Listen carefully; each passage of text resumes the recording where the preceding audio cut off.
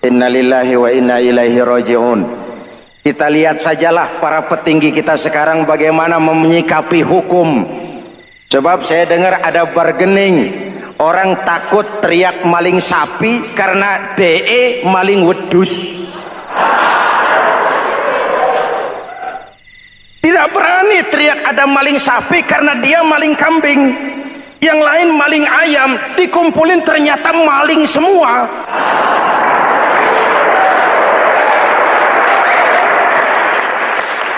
Muhammadin wa ala alihi wa sahbihi ajma'in, amma ba'du. Hadirin hadirat ma'asyiral muslimin yang saya cintai, ada sebuah cerita pendek. Seorang pengendara sepeda motor ditangkap oleh Pak Polisi, lalu diperiksa. Ini motor siapa? Pinjam Pak. Helm? Pinjam. SIM? Pinjam. Kata Pak Polisi, tidak boleh begini. Marah yang naik sepeda motor. Pak Polisi bagaimana? Kok tidak boleh? Yang punya saja bilang boleh.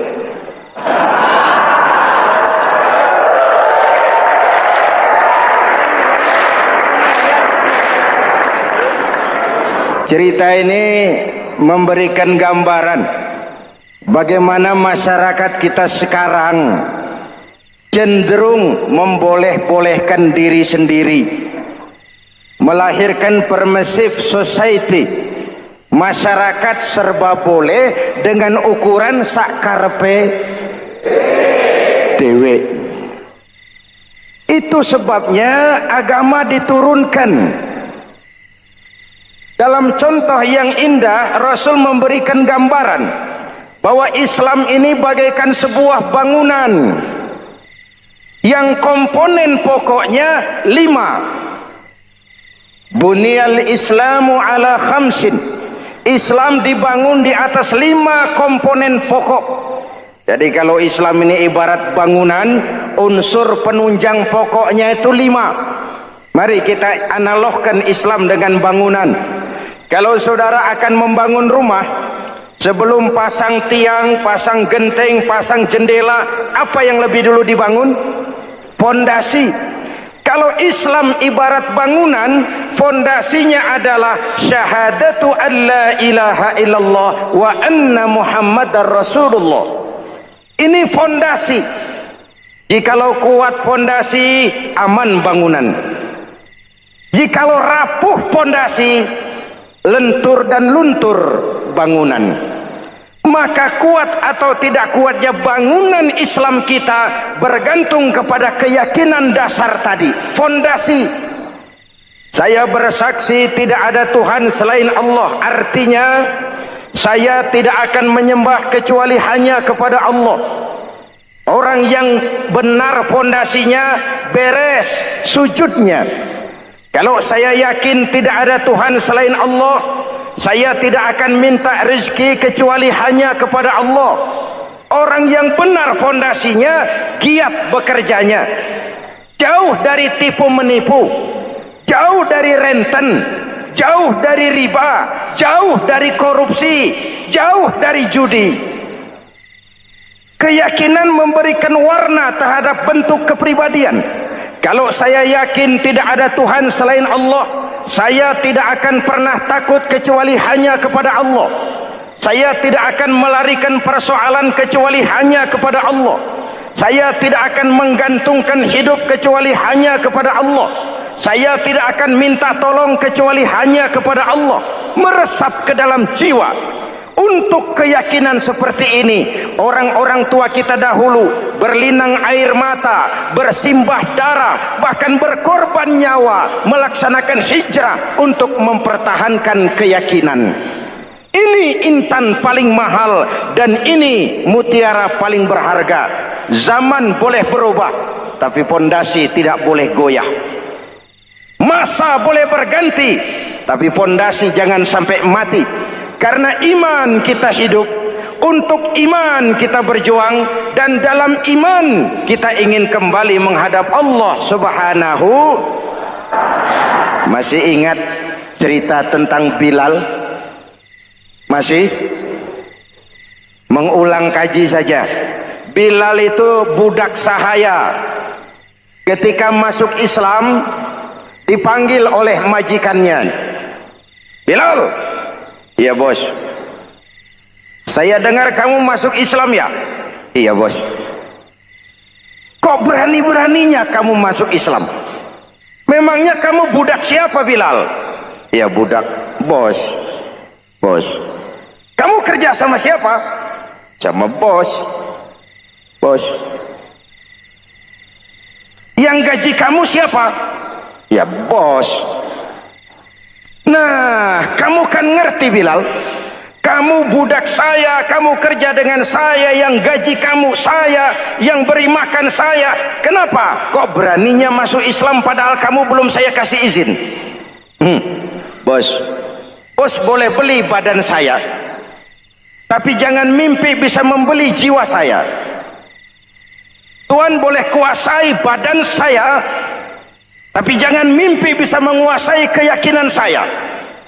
Saya memang benar Tuhan yang gaji, tapi kan saya digaji, saya kerja.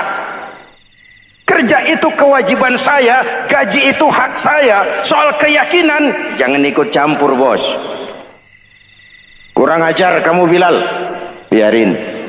Bilal, begini saja. Kalau kau mau meninggalkan keyakinanmu, meninggalkan Allah Tuhanmu, kau akan kami merdekakan. Tapi kalau kau tetap dalam keyakinanmu, kamu akan saya siksa sampai mati. Bagaimana? Jangan mimpi bos.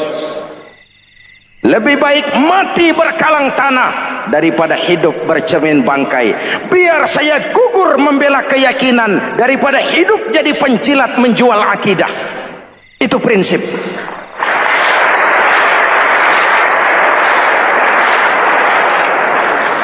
Gendeng kamu. Ayo siksa.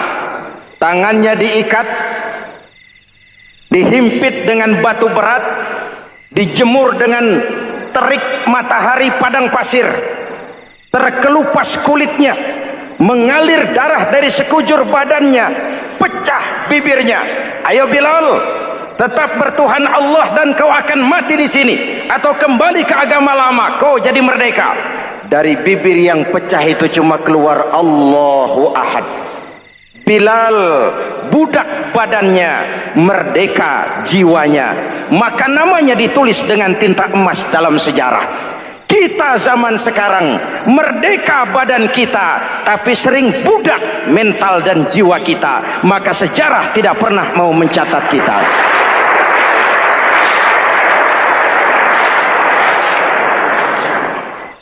Ma'asyiral muslimin yang saya cintai, fondasi sudah.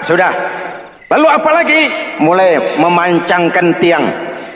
Tiangnya 5. Ada tiang namanya zuhur, asar, maghrib, subuh, isya. Tetapi agar bangunan menjadi kuat, ada tiang-tiang tambahan.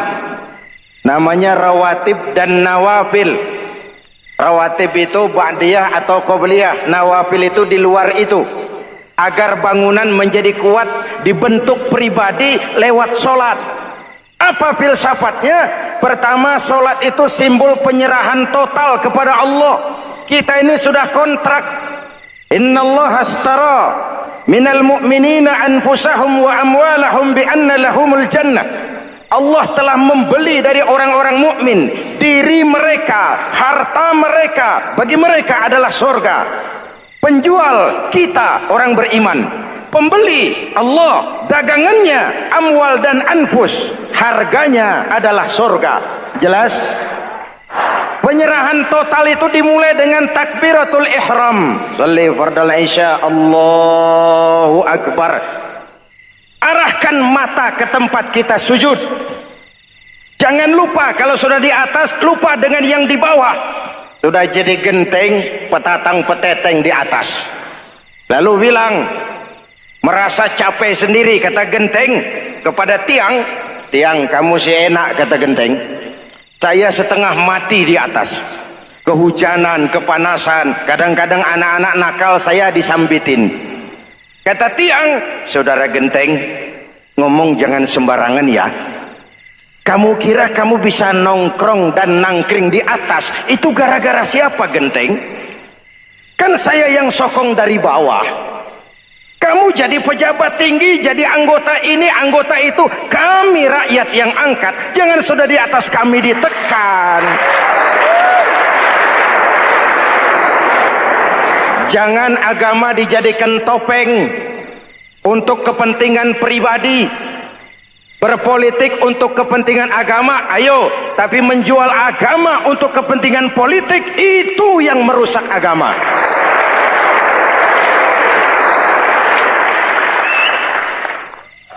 Ini kan kita lagi prihatin sedang meluncur kasus Bulog Gate 2. Innalillahi wa inna ilaihi raji'un. Kita lihat sajalah para petinggi kita sekarang bagaimana menyikapi hukum. Sebab saya dengar ada bargaining, orang takut teriak maling sapi karena DE maling wedus. Tidak berani teriak ada maling sapi karena dia maling kambing. Yang lain maling ayam, dikumpulin ternyata maling semua.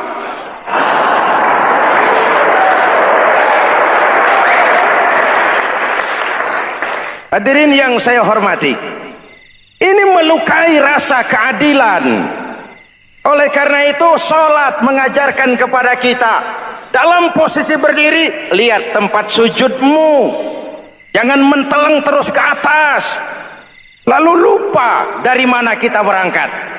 Itulah maknanya tawadhu, rendah hati, tidak melonjak angku dan sombong. Ada sebuah hadis Rasulullah bersabda, "Idza aradallahu biqaumin khairan." Apabila Allah menginginkan kebaikan kepada satu bangsa, apabila Allah menginginkan kebaikan kepada satu kelompok rakyat, walla alaihim hulama'uhum, maka yang naik jadi pemimpin adalah orang-orang yang santun, orang-orang yang lemah lembut, bukan orang yang menggunakan kekerasan dan tiran. Sedikit-sedikit main pecat, itu terlambat lahir. Mestinya lahir di zaman Hitler, mestinya lahir di zaman Benito Mussolini, atau kalau mau lebih klasik lagi di zaman Fir'aun. Kalau Allah menginginkan kebaikan kepada satu masyarakat, satu bangsa, satu negara, naiklah orang-orang yang santun, yang ngayomi, yang menjadi solusi dan jalan keluar untuk kepentingan rakyatnya, mampu memberikan keteladanan. Saya tertarik dengan pidato Presiden Cina pada saat dilantik. Cina, Presiden Cina pasti tidak tahu Pancasila,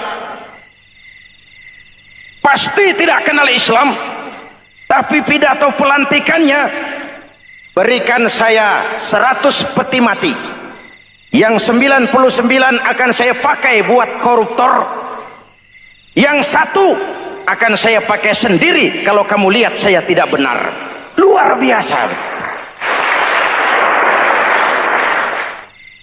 Yang diperlukan sekarang ini keteladanan, hulama'uhum, sikap ngayomi, mencari jalan keluar, bukan memamerkan kekuasaan, memamerkan kekuatan, arogansi, menghormati perbedaan. Itu ciri demokrasi.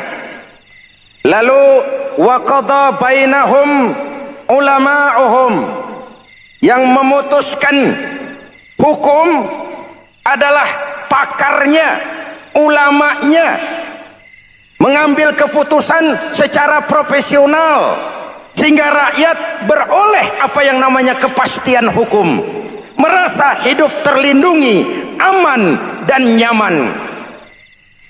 Lalu yang ketiga, wa ja'alal mala fi askhiyaihim, peredaran harta, pergerakan ekonomi berada di tangan orang-orang yang pemurah, yang tidak mau kaya sendiri, tidak mau senyum di atas penderitaan orang lain, menari di atas bangkai saudaranya. Hadirin yang saya hormati, ini cirinya. Tapi sebaliknya kata Nabi, wa idza aradallahu biqaumin syarran, apabila Allah menghendaki kejelekan, keburukan bagi satu bangsa, walla alaihim sufahauhum, yang naik jadi pemimpin orang-orang durjana, orang-orang kurang ajar, tapi dipoles dengan topeng yang bagus. Ini musim topeng. Musim apa? Topeng. Topeng itu apa perlunya? Menyembunyikan wajah asli. Sekarang ini Dracula berwajah Arjuna.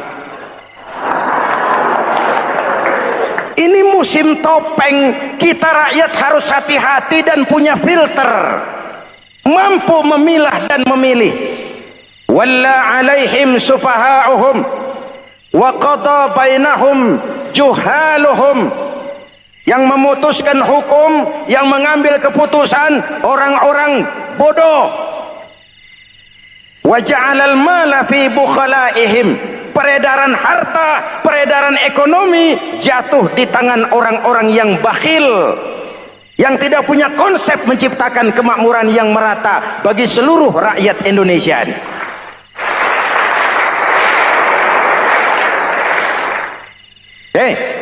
Kita kembali kepada tiang.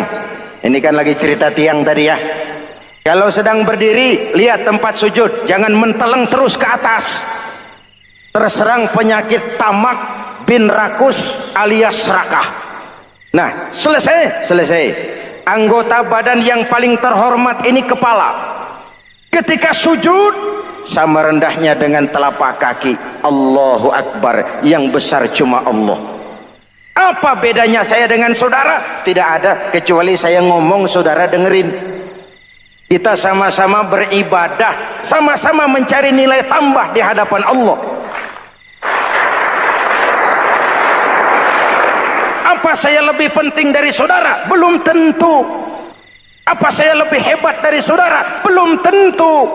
Perasaan lebih penting, lebih hebat, lebih jago setan. Jelas?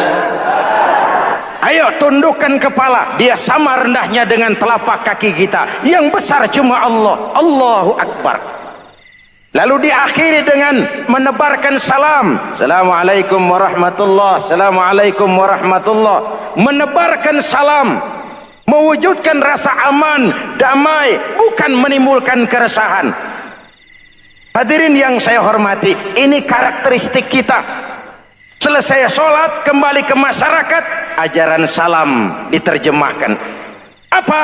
Rasulullah sallallahu alaihi wasallam bersabda, "Ufsus salam, wasilul arham, wa at'imut ta'am, wa sallu bil laili wan nasu niyam, tadkhulul jannata bisalam."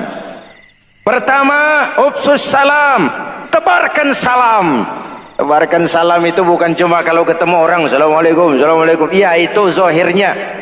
Tetapi hidup di tengah masyarakat memberikan rasa aman, rasa damai, menjadi pengayom bagi lingkungan, menjadi rahmah bagi semesta. Dalam Islam jangankan manusia, binatang saja dilindungi kok. Betul? Betul? Coba kalau belajar istinja itu kan makruh buang air kecil di tanah yang berlubang. Kenapa? Pertama, melindungi binatang yang ada dalam lubang. Siapa tahu di lubang yang saudara kencingi ada semut sedang rapat. Membahas Buloget jilid 2. Apa dosanya lalu mati dikencingi? Ini namanya rahmatan lis semut. Binatang saja dilindungi.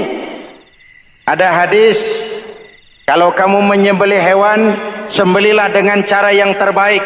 Jangan menyembelih ayam dengan pisau tumpul. Ini ajaran apa? Ajaran tentang peri kebinatangan. Rahmatan, memberikan rahmah, salam, keselamatan dan kedamaian kepada masyarakat lingkungan. Itu misi seorang muslim.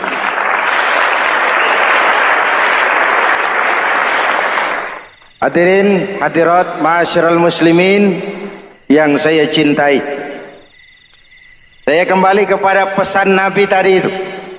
Pertama, ufsus salam, sebarkan salam. Sekarang ini kan yang banyak sebarkan isu, sebarkan fitnah, hancurkan nama baik orang, hantam orang di mana-mana. Padahal yang diajarkan ufsus salam, sebarkan perdamaian, bukan permusuhan. Cari kebenaran, bukan kemenangan. Lalu yang kedua, wasilul arham, sambungkan silaturahmi, tegakkan semangat kekeluargaan dan persaudaraan. Karena kita sudah diikat dengan tali akidah. Mari kita saling bertanya setelah lewat hari-hari yang dimana kita seperti saling berhadapan, seperti tercabut dari akar budaya kita sebagai bangsa. Semangat gotong royong, semangat kekeluargaan makin lentur dan luntur, dan perlu kita angkat kembali ke permukaan. Silul arham, sambungkan semangat silaturahmi. Wa at'imut ta'am, berikan makan orang-orang yang kelaparan, mempunyai kepekaan dan kepedulian. Jangan menari di atas penderitaan orang, jangan tersenyum di atas isak tangis tetangga. At'imut ta'am, mempunyai kepedulian yang tinggi. Wasallu bil laili wan nasu niyam, bangunlah di keheningan malam ketika orang sedang tidur. Istilah saya, kalau mau telepon Allah, jangan lupa nomor teleponnya, 44342, jumlahnya 17. Zuhur, asar, maghrib, isya, subuh, 44342. Jangan ragu-ragu. Kalau angka cukup, telepon sambung. Kalau angka kurang, hati-hati salah sambung. Pak, mau sambung yang lebih cepat bagaimana? Bisa. Selain nomor itu, coba pakai sambungan langsung jarak jauh, namanya SLJJ. Kapan? Tengah malam. Kenapa tengah malam? Lebih murah. Lebih murah. Saluran kosong, telepon jarang yang pakai, orang banyak tidur. Wa minal laili fatahajjad bihi nafilatan lak asa ayyab'atsaka rabbuka maqaman mahmuda. Nun, di keheningan malam bangun. Seperti bapak-bapak, ibu-ibu sering bangun tengah malam ya Bu? Ya. Ngapain? Kalau bangun tengah malamnya sih saya percaya, cuma urusannya apa? Kira bangun tengah malam mau tahajud, malaikat sudah mau nulis, cuma buang air kecil, tidur lagi. Hampir salah tulis saya.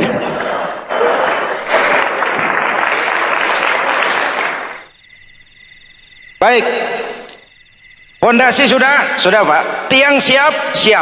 Lalu apa lagi? Nah, rumah itu supaya ada batas, perlu pagar, dinding, tembok. Yang jadi batas, dinding, tembok, puasa. Asyamu junnatun, puasa adalah dinding, benteng yang menyelamatkan manusia jangan sampai menyentuh wilayah lain. Ada batas-batas dan norma yang diindahkan. Selesai, tembok, dinding, selesai. Pagar, selesai. Lah rumah itu supaya bersih, kan harus ada kamar mandi, jendela, pintu, yang fungsinya membersihkan zakat. Kalau dia zakatul mal, dia bersihkan harta kita. Kalau dia zakatul fitrah, dia bersihkan jiwa kita. Kalau dia zakatul tijarah, dia bersihkan bisnis kita. Kalau dia zakatul ma'adin, dia bersihkan barang tambang kita. Karena itu dalam kitab-kitab fikih dikatakan zakat itu adalah harta yang tu'khazu min aghniyaihim wa turaddu ila fuqaraihim, diambil dari yang kaya diserahkan. Hukum diatur menurut selera orang yang sedang berkuasa, maka yang benar bisa jadi salah, yang salah bisa jadi benar. Kalau untuk rakyat, hukum itu tajam bukan main, cepat sekali dilaksanakan. Tapi giliran menengah ke atas yang gedean dikit berbuat salah, hukum tompul. Tapi ada orang-orang tertentu yang agunannya palsu, jaminannya palsu, bawa kata belece, bukan cuma miliaran, triliunan kredit bisa keluar. Terluka rasa keadilan, hilangnya kesempatan. Rakyat cuma dapat kesempitan, jarang dapat kesempatan.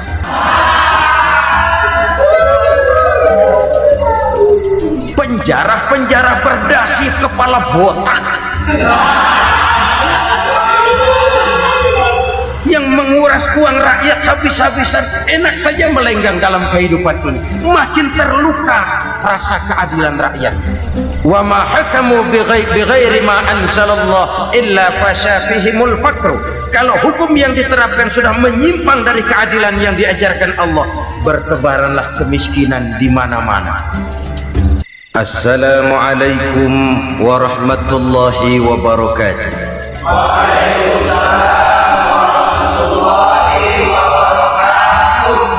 Bismillahirrahmanirrahim. Alhamdulillahi rabbil alamin. Wassalatu wassalamu ala asyrafil anbiya'i wal mursalin, Sayyidina wa maulana Muhammadin wa ala alihi wa sahbihi ajma'in, amma ba'd. Saudara-saudara kaum muslimin rahimakumullah, sebagai bangsa kita tengah menghadapi berbagai bencana, baik di bidang ekonomi maupun di bidang politik. Adalah potret kehidupan sehari-hari. Kita menyaksikan peristiwa-peristiwa yang memilukan dan memalukan. PHK terjadi di mana-mana, pengangguran meningkat, harga-harga membumbung tinggi, daya beli rakyat semakin lemah. Sementara di bidang politik, kejadian-kejadian memberikan indikasi bahwa persatuan dan kesatuan kita sebagai bangsa dewasa ini tengah berada dalam ujian yang berat. Pada jumpa kita kali ini, tanpa bermaksud untuk mencari kambing hitam dari bencana yang kita hadapi, saya ingin menyampaikan sebuah hadis yang diriwayatkan oleh Imam At-Tabrani dari Ibnu Abbas bahwa Rasulullah sallallahu alaihi wasallam bersabda, khamsun bi khamsin. Ada 5 perkara yang dapat menimbulkan 5 macam bencana. Mari kita renungi hadis ini satu demi satu sebagai bahan introspeksi buat kita semua dalam menghadapi bencana yang tengah berlaku sekarang ini. Yang pertama, manaqasa qaumul ahda illa sullita alaihim aduwwuhum. Apabila suatu kaum sudah mengingkari janjinya, maka mereka pun akan dikuasai oleh musuh-musuh mereka. Sederhana saja nampak kalimat dalam hadis ini. Apabila orang sudah mengingkari janji, mereka akan dikuasai oleh musuh-musuh mereka sendiri. Dan musuh kita yang paling utama saat ini adalah kemiskinan dan kebodohan. Kenapa itu terjadi? Karena kita mengingkari janji kita sendiri. Di saat awal-awal berdirinya Orde Baru, kita pernah berjanji untuk melaksanakan Pancasila dan Undang-Undang Dasar 45 secara murni dan konsekuen. Kita berjanji bahwa kita akan menegakkan pemerintah yang bersih dan berwibawa. Itu semua pada permulaannya. Waktu demi waktu berjalan, kita lupa dengan janji yang kita ucapkan itu. Ketuhanan yang Maha Esa kita ucapkan, tapi kesetanan yang luar biasa yang kita lakukan. Kemanusiaan yang adil dan beradab yang kita dengungkan, tetapi kemanusiaan zalim dan biadab yang kita praktekkan. Sederhana saja saudara, hampir setiap pejabat pada posisi-posisi kunci, di awal-awal ia memangku jabatan itu, biasanya ia mengucapkan sumpah dengan lafaz demi Allah, bahwa dalam melaksanakan jabatan ini saya tidak akan menerima hadiah atau pemberian dalam bentuk apapun. Itu pada permulaannya. Lama-lama rupanya hadiah itu asik juga, mulai diterima. Lama-lama dirasa kurang, mulai menagih, dan akhirnya terjadilah praktek yang disebut suap menyuap, semir menyemir, dan lain sebagainya. Kalau ini sudah menjadi kenyataan, bagaimana kita mau menegakkan pemerintah yang bersih dan berwibawa? Undang-Undang Dasar 45 menyatakan bahwa bumi, air, dan seluruh kekayaan negara dikelola oleh negara bagi sebesar-besar kemakmuran rakyat. Yang terjadi adalah bahwa kita merasa mewakili rakyat untuk menikmati harta dan kekayaan negara, sehingga rakyat banyak tidak bisa ikut menikmatinya. Menumpuklah harta itu sehingga terjadilah pepatah, gunung ditimbun, sumur digali. Yang kaya semakin kaya, yang miskin semakin terpuruk. Kita ingkar dengan janji yang kita ucapkan di awal-awal kita bergerak. Kita ingkar dengan janji pada saat kita mengatakannya dengan menyebut nama Allah, dengan mempertaruhkan nama Tuhan, sehingga pada akhirnya jabatan pun mengalami tender. Sudah menjadi rahasia umum, orang mau jadi lurah mesti mengeluarkan uang, mau jadi camat mesti mengeluarkan uang, mau jadi wali kota, bupati, bahkan gubernur, itu ada pasarannya. Secara logika, kalau orang memperoleh satu jabatan karena banyak mengeluarkan uang, tentu pada saat ia mengeluarkan uang, ia sudah punya pemikiran, modal pasti pulang, modal pasti kembali. Kalau orang memperoleh suatu jabatan karena banyak mengeluarkan uang, maka langkah pertama yang dia lakukan setelah memangku jabatan itu ialah bagaimana uang bisa kembali, bagaimana modal bisa pulang. Kalau modal sudah pulang, pikiran berikutnya bagaimana supaya dapat untung. Lalu kapan mau bekerja untuk kepentingan rakyat? Itu nomor 18. Kemudian kalau ada proyek-proyek besar, pertanyaannya ialah bukan apakah proyek ini bermanfaat bagi rakyat, apakah proyek ini layak untuk diteruskan, tetapi yang jadi pertanyaan paling utama ialah bagian saya berapa duit dari proyek ini. Kita bisa lihat proyek mega proyek lahan 1 juta hektar di Kalimantan Tengah, triliunan rupiah, dan proyek itu gagal. SD Impres bulan ini diresmikan, bulan depan retak. Jembatan-jembatan bulan ini gunting pita, bulan depan runtuh. Kita ingkar dengan janji. Kita berkata kita bekerja untuk kepentingan rakyat, tapi kita tidak pernah mengenal rakyat itu. Apabila suatu kaum sudah mulai mengingkari janji, maka mereka akan dikuasai oleh musuh-musuh mereka. Akibatnya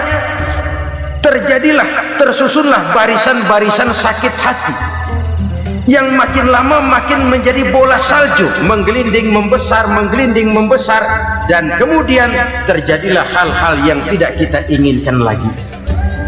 Apabila suatu kaum sudah mengingkari janji, maka mereka akan dikuasai oleh musuh-musuh mereka. Ini penyebab bencana yang pertama. Kita tidak konsekuen. Tadinya kita dengan lantang teriak-teriak berantas korupsi, ganyang korupsi. Pada waktu kita belum mendapat kesempatan. Setelah kita naik punya kesempatan, rupanya korupsi enak juga dirasa. Terjadi pergeseran nilai, orang luntur, kehilangan idealisme awal. Lalu untuk menghibur-hibur diri, menutup-nutup kesalahan, kita gunakanlah pepatah bahwa tidak ada gading yang tak retak, bahwa kita harus mikul dur mendem jeruk.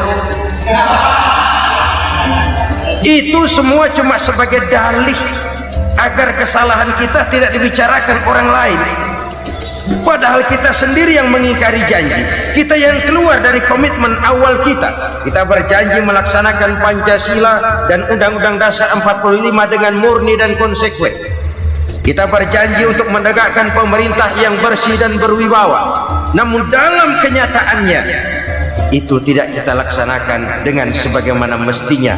Kita bergeser, kita mengalami proses degradasi, peluncuran nilai, dan akhirnya terbentuklah barisan-barisan sakit hati yang semakin lama semakin membesar itu. Kita harus introspeksi. Memang kalau zaman sedang susah, biasanya kambing hitam laris, tukang kompor gentayangan. Itu dari dulu selalu mencari kambing hitam. Karena itu kita tidak bicara orang, kita tidak bicara siapa yang salah, kita bicara sistem, dan sistem itu bisa mengena siapa saja. Kalau orang sudah mulai mengingkari janji, bergeser dari komitmen awal, itu sudah mulai ya mengalami proses peluncuran, proses degradasi. Ini penyebab yang pertama. Kita tidak lagi konsekuen bahwa bumi, air, sumber daya alam adalah milik negara, dikuasai oleh negara, digunakan bagi sebesar-besar kemakmuran rakyat. Ternyata rakyat yang makmur itu tidak merupakan gambaran yang menyeluruh dari rakyat kita. Undang-undang dasar kita menganut ekonomi kekeluargaan, tapi yang kita praktekkan adalah ekonomi keluarga. Kalau bukan keluarga nggak dapat proyek, kalau bukan keluarga nggak dapat macam-macam. Kekeluargaan kita rubah menjadi keluarga, timbullah penyakit nepotisme. Kita bergeser, kita ingkari janji, dan kita anggap kita atasnamakan rakyat. Rakyat cuma sekedar jadi adres, rakyat cuma sekedar jadi alamat, tetapi kehidupan mereka tidak banyak berubah dan tidak banyak terangkat. Kaum muslimin rahimakumullah, ini penyakit yang pertama, penyebab bencana yang pertama. Yang kedua, kata Nabi, wa ma hakamu bighairi ma anzalallah. Apabila hukum yang diterapkan sudah tidak lagi bersumber dari hukum Allah, illa fasha fihimul faqr, maka akan bertebaranlah kemiskinan di mana-mana. Ini artinya apa? Apabila hukum tinggal sebuah stempel, apabila hukum sudah diatur menurut kepentingan, apabila hukum sudah tidak lagi ditegakkan secara adil, maka kemiskinan merambah di mana-mana. Hukum diatur menurut selera orang yang sedang berkuasa, maka yang benar bisa jadi salah, yang salah bisa jadi benar. Hukum dalam kenyataan hidup berlaku seperti pisau. Pisau itu kan saudara lihat, yang namanya pisau dimanapun itu tajamnya ke bawah, ke atas tumpul. Kalau hukum itu kalau untuk rakyat, hukum itu tajam bukan main, cepat sekali dilaksanakan. Tapi giliran menengah ke atas yang gedean dikit berbuat salah, hukum tumpul. Hukum pura-pura tidak dengar, akibatnya terluka rasa keadilan rakyat. Satu kasus rakyat diam, dua kasus rakyat diam, tiga kasus rakyat diam, kasus terakumulasi di hati rakyat, luka rasa keadilan, dan itu menjadi sumber bencana. Penjarahan kita tidak setuju itu, tapi kita harus melihat kausalnya. Itu kan tidak berdiri sendiri, itu kan karena terlukanya rasa keadilan rakyat melihat kesempatan ini tidak merata. Kalau rakyat ini yang ngajukan kredit ke bank, walaupun jumlahnya cuma jutaan, ratusan ribu, susahnya 17 setan. Tapi ada orang-orang tertentu yang agunannya palsu, jaminannya palsu, bawa kata belece, bukan cuma miliaran, triliunan kredit bisa keluar. Terluka rasa keadilan, hilangnya kesempatan. Rakyat cuma dapat kesempitan, jarang dapat kesempatan. Dari lukanya rasa keadilan ini, memang ya entah lipstik, entah basa-basi, dibentuklah tim ini, dibentuklah badan pengawas ini, dibentuklah tim ini. Kalau membentur tahu, hancur tahu. Tapi kalau tim yang dibentuk membentur karang, bukan karangnya yang hancur biasanya, timnya yang bubar. Kenapa? Yang dibentur batu karang yang sangat keras. Kita main-main dengan hukum, kita tidak konsekuen dengan hukum. Luka rasa keadilan, dan itu terakumulasi. Edi Tamsil, rakyat tahu, terakumulasi, menguap begitu saja. Kasus-kasus lain rakyat tahu, menguap begitu saja. Ketidakadilan terakumulasi, mengendap di hati rakyat, menunggu ledakan. Pada saat sumbu meledak, rakyat tidak bisa dibendung lagi. Oke, kita tidak setuju dengan penjarahan, tapi jangan melihat itu sebagai peristiwa yang berdiri sendiri. Kenapa itu terjadi? Kausalnya kenapa? Oke, kita tidak setuju memang, tapi yang dijarah oleh rakyat kan memang cuma untuk perut. Yang dijarahkan beras, yang dijarahkan televisi, yang dijarahkan kulkas yang masih bisa dihitung, yang memang real untuk kebutuhan rakyat. Penjara-penjara berdasi kepala botak yang menguras uang rakyat habis-habisan, enak saja melenggang dalam kehidupan ini. Makin terluka rasa keadilan rakyat. Apabila hukum yang diterapkan sudah menyimpang dari keadilan yang diajarkan Allah, fasyafihimul fakru, bertebaranlah kemiskinan. Aneh, memalukan, memilukan. Sebuah negara agraris yang katanya pulaunya hijau royo-royo, gemari palau jenawi toto tentem kertora harjo, yang tahun 93 pernah mendapat penghargaan dari FAO, Badan Pangan Sedunia, sebagai negara yang berhasil dalam swasembada pangan. Sekarang ini kita terpaksa betul beli beras dari Vietnam, beli beras ke Kamboja, beli kedelai dari Kamboja. Kenapa? Lahan sawah kita habis ditanami pabrik. Teknologi kita, teknologi loncatan yang non-applied, tidak terpakai oleh kita. Lantas lahan yang tidak bisa kita tanami, kita paksakan lahan-lahan gambut menjadi tanah pertanian yang subur dengan biaya triliunan, dan kita gagal. Kita cari jarum dan kapak hilang. Kita mau jadi negara industri dengan loncatan teknologi yang maju, kita lupakan pola pijak kita sebagai negara agraris, dan akhirnya kita kecolongan. Lihatlah dewasa ini, rakyat kita antri sembako di mana-mana. Di sebuah negara agraris, ketidakadilan melahirkan kemiskinan, kemiskinan moral dan kemiskinan material. Kemiskinan moral, rakyat nggak percaya lagi sama pejabat. Rakyat mengalami krisis figur. Orang ala lu ngomong dah sama ember.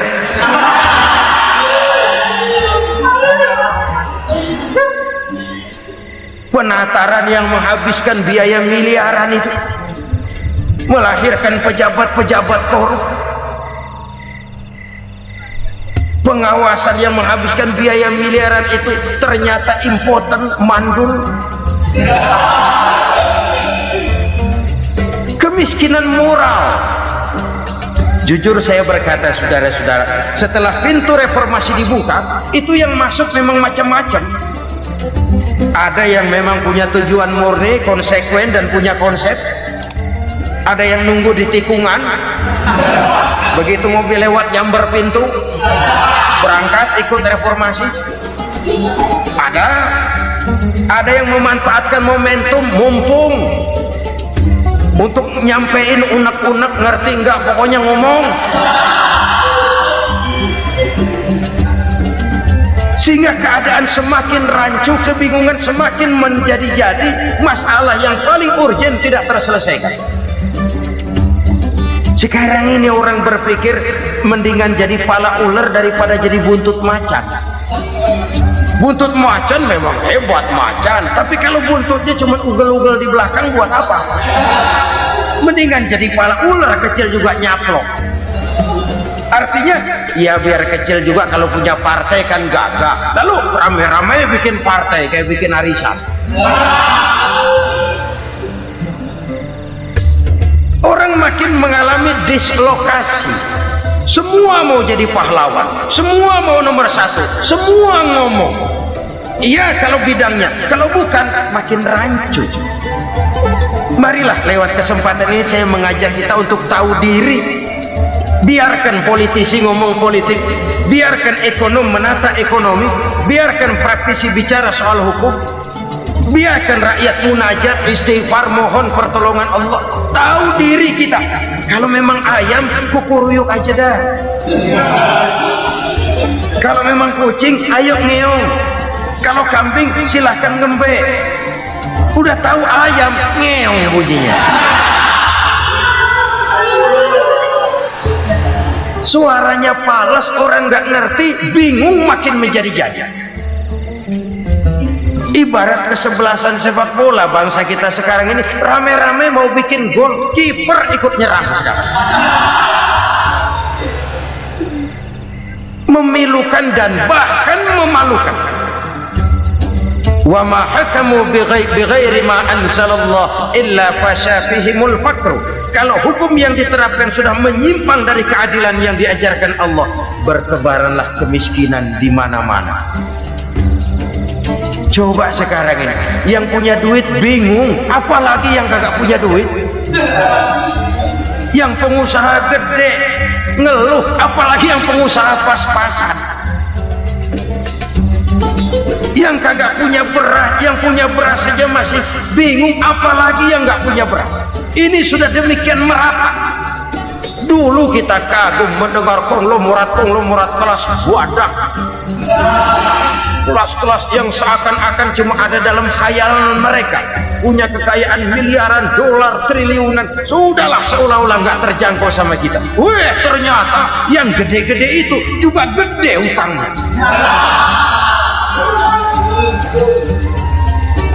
Dan rontok satu demi satu. Ternyata rakyat selama ini cuma dialamatkan, cuma dijadikan address. Rakyat yang tidak banyak ngerti persoalan ini harus menanggung hidup ini begini berat, harus menanggung beban hidup ini begini tinggi, daya beli semakin lemah, semakin terpuruk dan terpuruk, sedang keadaan belum juga banyak berubah. Yang hutang sama luar negeri itu kan bukan rakyat kecil, Ciano. Yang banyak nyimpen dolar juga kan Ciano. Rakyat kecil bocah kampung mah jangankan nyimpen dolar, ngelihat juga tumben. Kemana kita mesti bercermin? Sekali lagi saya mengatakan maaf, kita tidak bermaksud mencari kambing hitam. Karena itu kita tidak bicara orang, kita bicara sistem, kita bicara keadaan. Beginilah yang dikatakan Nabi, penyebab timbulnya bencana, hukum yang ditegakkan tidak lagi berorientasi kepada keadilan, tapi berorientasi kepada kepentingan. Akhirnya bentuk hukum seperti pisau, tajam ke bawah, tumpul ke atas. Hukum cuma buat rakyat kecil, tetapi kelompok menengah ke atas kadang-kadang kebal dari perlakuan hukum. Maka bertebaranlah kemiskinan. Iya, kemiskinan moral berupa lukanya rasa keadilan. Kalau rasa keadilan terluka, orang kan nunggu kesempatan, saudara. Iya, dia nggak bisa ngomong, iya dia nggak sanggup action, iya dia nggak bisa tunjuk rasa, tapi hatinya kan kapan ada kesempatan, kapan ada waktu, tunggu. Hatinya mesti begitu, sehingga begitu ada kesempatan terjadilah hal-hal yang tidak terhindarkan. Dan itu ekses, bukan reformasi. Jangan seperti sebuah dialog saya dengan seorang abang beca. Saya bertanya, bang, iya, abang tahu nggak reformasi? Tahu. Ustaz, apa? Pembakaran. Terus penjarahan, lalu perkosaan. Itu reformasi. Itu yang saya lihat. Itu yang dia lihat. Saya tentu tidak menyalahkan abang beca kita, karena memang itu yang dia lihat dan sejauh itu wawasannya. Tapi ini indikasi bahwa banyak rakyat kita yang belum bisa menggunakan kebebasan secara bertanggung jawab. Padahal kebebasan tanpa tanggung jawab tirani. Sebuah contoh gampang-gampangan. Saya beli radio, saya setel di kamar saya, lalu saya bilang, ini radio gue. Yang beli gue, pakai duit gue setel di kamar gue, sekeras-kerasnya, gak ada urusan sama orang lain. Itu kata saya. Tetapi tetangga saya sebelah rumah kan boleh juga ngomong begitu. Kata tetangga saya, ini mata gue, yang ngantuk gue tidur di kamar gue, kenapa suara radio lu nyampe kemari? Artinya apa ini? Kebebasan saya nyetel radio dibatasi oleh kebebasan tetangga saya yang mau tidur. Tidak ada kebebasan mutlak. Kebebasan mutlak tanpa tanggung jawab kembali akan melahirkan tirani, kembali akan melahirkan pemaksaan kehendak. Dan itu lagi-lagi bukan demokrasi. Saudara-saudara kaum muslimin rahimakumullah. Ini penyakit yang kedua, lukanya rasa keadilan, terutama di kalangan rakyat kecil. Itu mengendap menjadi akumulasi dan menunggu giliran kapan bisa dimuntahkan. Dengan kata lain, rakyat itu banyak banget makan yang perutnya jadi enak, nyelam. Kapan nunggu muntahnya? Udah begini banyak akumulasi yang mereka pendam di perut ini, sehingga ketika terjadi kesempatan itu sudah tidak terkendalikan lagi. Kita out of control. Saya tidak mentolerir sikap-sikap kekerasan. Bahkan saya lebih cenderung bahwa kalau di rumah kita banyak tikusnya saja racuni, jangan rumah dibakar. Bahwa ada korupsi, ya, ada kolusi, memang ada nepotisme, tentu. Tetapi tikusnya saja racuni, jangan rumah dibakar. Masa mau ngusir tikus bakar rumah? Tikusnya lari, tikusnya selamat, rumahnya ewes-ewes.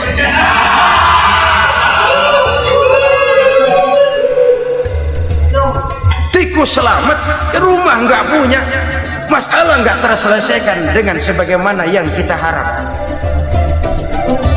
Kita sepakat ini negara hukum, dan di hadapan hukum semua manusia itu sama. Itu prinsip yang diajarkan Allah. Al-musawat bainan nas fi takalifil ahkam. Semua manusia sama dalam berhadapan dengan hukum Allah Subhanahu wa ta'ala. Kalau hukum sudah pandang bulu, itu jelas yang enak yang banyak bulunya. Siapa yang banyak bulunya? Monyet. Kalau hukum pandang bulu, monyet keenakan. Saudara-saudara kaum muslimin rahimakumullah, introspeksi.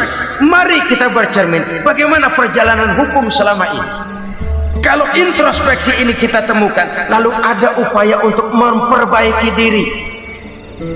Jangan menggunakan tak ada gading yang tak retak, mikul duwur mendem jero untuk menutup-nutupi kesalahan orang. Padahal kesalahan itu sedemikian besar. Padahal rakyat kita tiap hari antri sembako. Ada yang sehari sekali makan, ada yang makan sudah bercampur tiwul, ada yang nasi sudah dicampur pisang, balik jadi orok lagi. Macam-macam upaya rakyat untuk menangsal perut ini. Lalu rakyat ditenang-tenangkan, lebih baik puasa Senin Kemis sambil menghadapi krisis ekonomi. Kenapa rakyat yang disuruh puasa? Kenapa bukan pejabatnya yang puasa lebih dulu? untuk kemakmuran rakyat. Kalau rakyat yang memang perutnya udah gepeng disuruh puasa, makin krempeng perut. Artinya pejabat harus punya sense of politik. Ya, tidak ada puasa itu kan tidak cuma Senin Kemis saja. Puasa itu puasa perasaan, puasa menghargai perasaan yang sedang kondisi yang sedang dihadapi oleh rakyat. Bagaimana rakyat yang tengah antri sembako melihat pejabatnya lewat dengan mobil yang harganya sampai 1 miliar. Oh, inilah pemimpin saya. Luka lagi rasa keadilannya. Kita tidak tenggang rasa. Puasa dalam artian itu pun akan menolong menegakkan semangat kebersamaan, membentuk semangat kebersamaan. Saudara-saudara kaum muslimin rahimakumullah, penyebab bencana yang ketiga dikatakan oleh baginda Nabi, wala dhaharat fihimul fahishatu illa fasha fihimul maut. Apabila kekejian telah merajalela, maka maut bertebaran di mana-mana. Kita renungi butir kalimat dalam hadis ini. Apabila kekejian telah merajalela, maut bertebaran di mana-mana. Begitu murah arti sebuah kehidupan. Penjarahan untuk hal-hal yang kecil tapi sampai mengorbankan nyawa. Apabila kekejian sudah terjadi di mana-mana, maut pun bertebaran. Maut dalam arti berpisah ruh dengan jasad, tapi juga maut dalam arti orang bisa mati karirnya, orang bisa mati usahanya, orang bisa mati kesempatannya karena perbuatan-perbuatan keji yang selama ini tidak terbendung.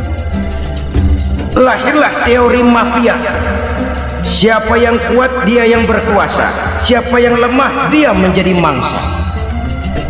Proyek-proyek besar yang menang tender itu ya dari itu ke itu saja.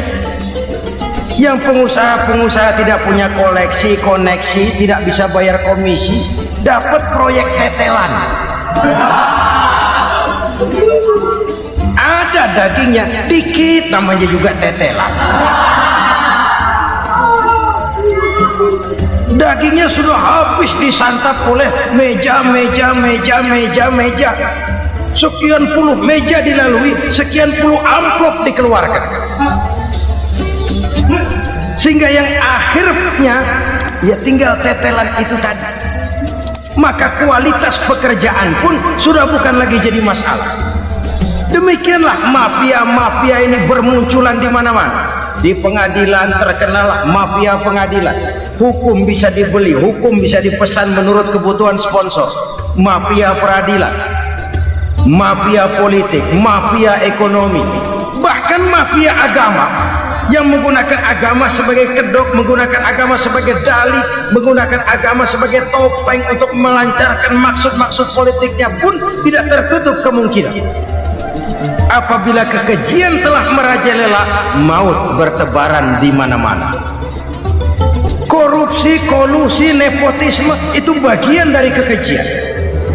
Kita selama ini kalau mendengar maksiat, itu yang terbayang cuma judi, mabuk, zina. Ya itu maksiat. Tapi korupsi, kolusi, nepotisme itu juga maksiat dalam bentuk lain. Kalau ini sudah bertebaran, maka maut terjadi di mana-mana. Jangan bayangkan cuma mati orangnya, itu sih kewajiban. Yang menyakitkan itu orangnya masih hidup tapi dibikin mati, karirnya mati. Kenapa? Karena yang diperlukan bukan cuma orang pinter tapi orang taat. Biar pinter, kalau nggak taat minggir. Biar bodoh, kalau taat bisa nyenangin atasan, bisa nyemur. Kumaha juragan wae ayo nama. Itu yang kadang-kadang dapat penghargaan. Tidak ada prestasi kerja kecuali bikin senang orang di atas. Kita lihat di desa-desa jalan rusak, Kalau ada berita pejabat anak mau turun, jalan rata sekali. Sampai tanah dari mana aja dikeruk buat ngeratain tuh jalan. Pejabat pulang legok lagi jalanan. Katanya kita kerja buat rakyat, nyatanya kita cuma melayani atas. Kenapa? Terjadi lingkaran setan. Seperti kata lagu Dul Sumbang itu, mahasiswa takut sama dosen, dosen takut sama dekan, dekan takut sama rektor, rektor takut sama menteri, menteri takut sama presiden, presiden takut sama mahasiswa. Lah muter balik lagi, lingkaran setan, lingkaran setan. Saudara-saudara kaum muslimin rahimakumullah, kekejian yang merajalela, praktek-praktek mafia yang tertuang dalam kehidupan sehari-hari menyebabkan orang mati karirnya, jasad masih hidup, karir mati, itu menyakitkan. Mati bisnisnya. Rakyat kecil pernah senang ketika cengkeh booming, harganya bagus, rakyat banyak yang pergi haji. Lalu mau ditata, lahir tata niaga cengkeh, malah amburadul. Harga cengkeh jatuh, petani cengkeh kecil menjerit. Siapa yang untung? Segelintir orang. Masihkah kita pakai atas nama rakyat untuk kepentingan nasional, padahal yang nyanyi cuma segelintir orang? Masihkah kita mau bohongi rakyat ini dengan mobil nasional tapi bikinan Korea? Masihkah kita mau bermain verbalisme, bermain kata?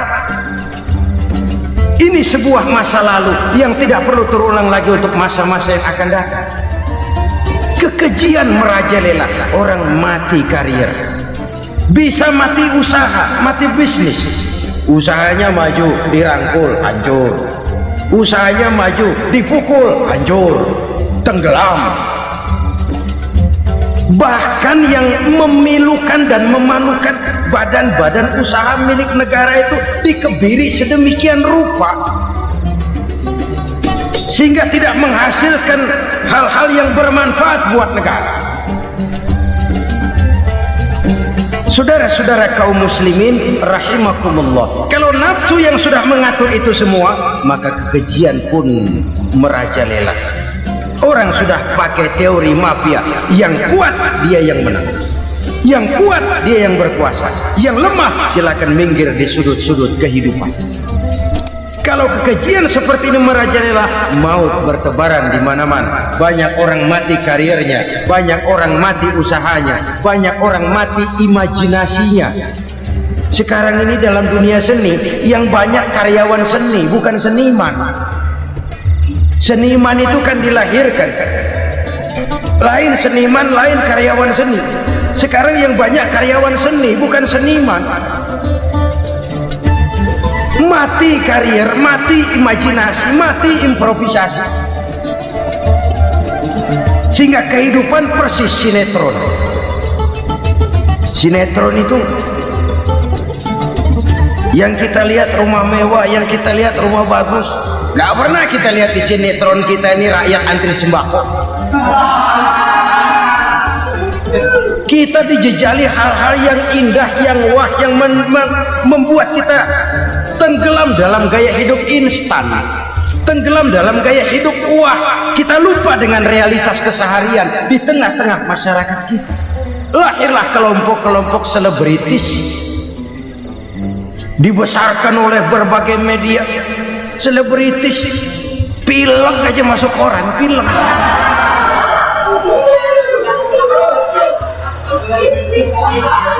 Rakyat yang pingsan antri beras nggak masuk koran. Rakyat yang semaput antri minyak nggak masuk koran. Selebritis panok masuk koran.